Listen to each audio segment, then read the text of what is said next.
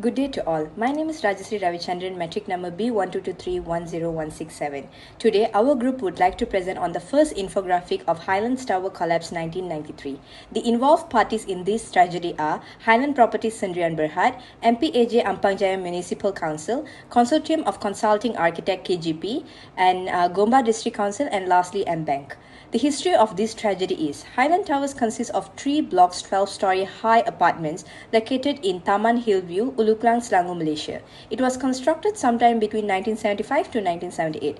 On Saturday, the 11th December 1993, after continuous rainfall, Block 1 collapsed. After days of searching, 48 people were recorded dead. The causes of this tragedy are: firstly, a small stream behind Block 1 diverted through the system combined with water runoff from a development project in Bukit Antarabangsa.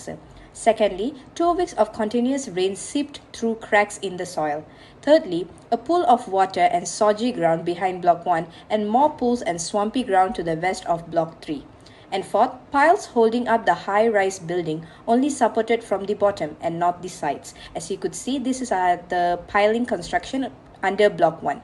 And an underground limestone cave nearby which caved in, causing unstable ground. And lastly, as the movement also dragged the structure supporting back of the building, the steel bars embedded to the concrete began to bend, causing the entire block to topple forward onto the moist soil. That's all from me. I would like to pass to my friend Vilashini to talk on development process and aftermath. Thank you.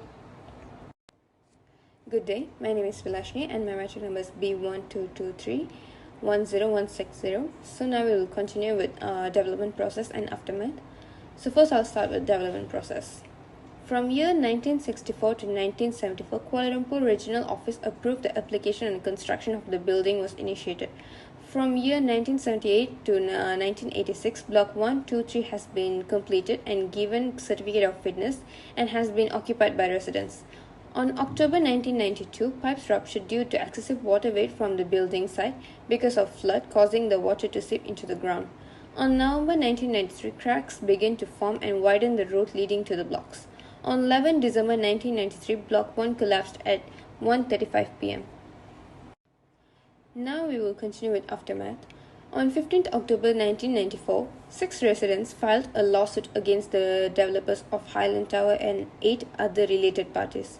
The plaintiffs argued that the architectural plans were designed without qualification and were approved by the engineers without knowledge of who designed the plans. Additionally, the construction company was found to have used substandard materials and improper welding procedure during construction. On 2nd June 2004, M-Bank agreed to compensate 52 million ringgit to 139 residents of Highland Tower Complex. That's all from me. Thank you. Assalamualaikum, nama saya Aina Balkis binti Muhammad Syafiq. Nombor metrik saya B1223178. Saya dan adik kumpulan saya akan menerangkan infografik kedua bagi kajian kes Highland Tower 1993. Highland Tower merupakan 3 blok pangsapuri 12 tingkat yang dibina antara 1975 dan 1978 di Taman Hillview, Uluklang, Selangor, Malaysia. Pangsapuri ini sangat terkenal di kalangan mereka yang berpendapatan sederhana pada awal 1980-an dan 1990-an. Pada 11 Disember 1993, runtuhnya satu daripada 3 blok pangsapuri itu oleh kerana hujan yang berterusan selama 10 hari menyebabkan tembok penahan di belakang tempat parking kereta blok 1 runtuh, mengakibatkan angka kematian sebanyak 48 orang dan penduduk daripada 2 blok lain dipindahkan dengan segera. Panjang keseluruhan tanah runtuh adalah 120 meter dan lebar retakan permukaan adalah kira-kira 90 meter. Punca utama tanah runtuh adalah kerana hujan dan pengurusan cerun yang lemah. Tanah tidak mempunyai perlindungan terhadap hakisan akibat penebangan pokok di atas bukit untuk tujuan pembangunan. Seterusnya, kajian yang tidak mencukupi tentang kesilapan reka bentuk yang melibatkan ujian tanah yang tidak betul. Selain itu, keselamatan tembok penahan tinggi juga sangat rendah. Ia mendapati bahawa dinding yang direka akan gagal tanpa mengambil kira kesan tekanan air. Paip yang tidak baik dan saliran yang tidak bagus juga merupakan salah satu punca pangsapuri tersebut runtuh. Manakala jumlah air yang banyak akibat hujan menyebabkan paip jenis culvert itu pecah dan air mengalir ke bawah bukit tersebut.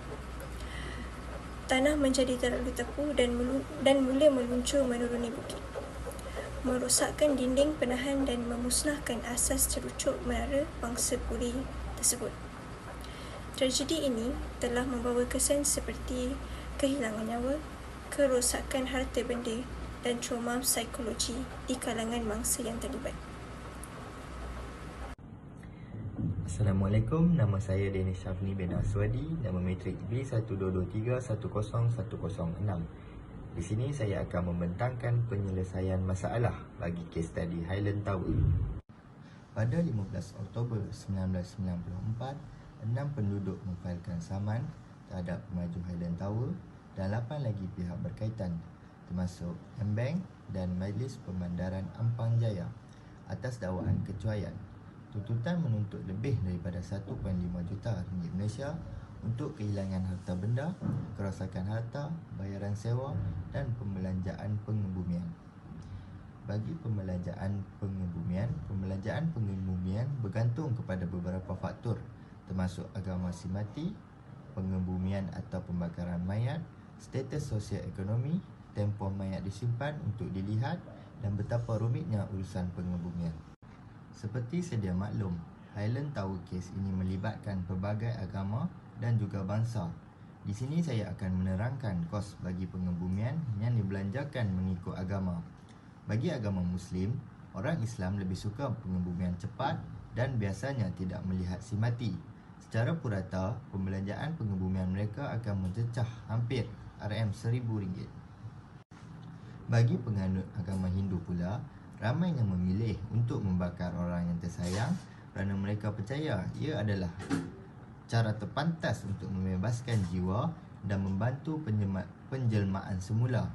Kebanyakannya akan memilih untuk menyimpan badan di rumah untuk satu malam. Pembelanjaan pengebumian mereka secara purata akan mencecah hampir RM8,000 hingga RM20,000 Malaysia. Untuk agama Kristian pula, pengebumian Kristian di Malaysia biasanya diadakan selama 2 malam dan mereka lebih suka pengebumian daripada pembakaran mayat. Pengebumian mereka biasanya dianggarkan sekitar RM10,000 hingga RM26,000 Malaysia. Okey, seterusnya saya Rosha Syahira, nombor matrik saya B12231003. Saya akan menerangkan tentang small discussion dalam kes Highland Tower. Okey, so dalam kes ni kita dapati ada 2 isu, yang mana kita ada moral issue dan juga conceptual issue. Okey, seterusnya adalah moral issue bagi kes Highland Tower ini, yang mana pihak berkuasa perlu lebih berhati-hati dengan kerja-kerja mereka. Contohnya apabila MPSJ, Majlis Perbandaran Suruhanjaya, mereka telah meluluskan lukisan bangunan yang sepatutnya mereka menyemak dengan teliti siapa yang membuat reka bentuk bangunan itu dan menyemak sama ada pelukis pelan bangunan itu mempunyai kualifikasi yang selayaknya. Dan juga MPSJ perlu menyemak sama ada sistem peparitan untuk aliran air di kawasan itu cukup cekap untuk digunakan dalam tempoh masa yang lama. Lebih-lebih lagi, Highland Tower dibina di kawasan lereng bukit yang curam. Okey, konsep yang kedua iaitu conceptual issue, yang mana apabila pihak pengurusan telah mendapat aduan daripada residents mengenai keretakan pada jalan dan juga tanah runtuh yang sedikit, pihak pengurusan hanya mengambil tindakan dengan mencari penyelesaian yang sementara seperti membina tembok penahan, sedangkan mereka seharusnya membuat pemeriksaan untuk punca tanah runtuh di kawasan itu dan membuat penyelesaian yang sepatutnya supaya kejadian yang sama tidak berulang dan akan merisikokan keselamatan residen. Okey, akhir sekali, untuk ethical codes, kami telah memilih duty ethics untuk kes Highland Tower. Ini adalah kerana tugas yang harus dilaksanakan iaitu kewajipan untuk melayani orang lain secara adil dan kewajipan untuk tidak mencederakan orang lain. Duty ethics adalah satu tindakan yang boleh ditulis dalam senario tugas, iaitu jujur, tidak menyebabkan penderitaan kepada orang lain, berlaku adil kepada orang lain dan juga sebagainya. Okey, untuk kes Highland Tower ni, berlaku ketidakselarasan antara Akta Pemulihan Tanah dengan Akta Kualiti Alam Sekitar 1974. Selain daripada itu, bangunan Pangsapuri di lereng bukit juga bertentangan dengan Akta Pemeliharaan Tanah 1960. Yang mana akta ni telah menyebut larangan pembangunan yang dijalankan di lereng bukit dengan kecerunan yang lebih daripada 18 darjah atas sebab-sebab yang berkaitan dengan alam sekitar. Dan dengan kenyataan yang dinyatakan di atas, ianya akan menyebabkan kecederaan dan akan menjejaskan keselamatan orang lain. Itu sahaja dari kumpulan kami, Highland Tower. Sekian, terima kasih.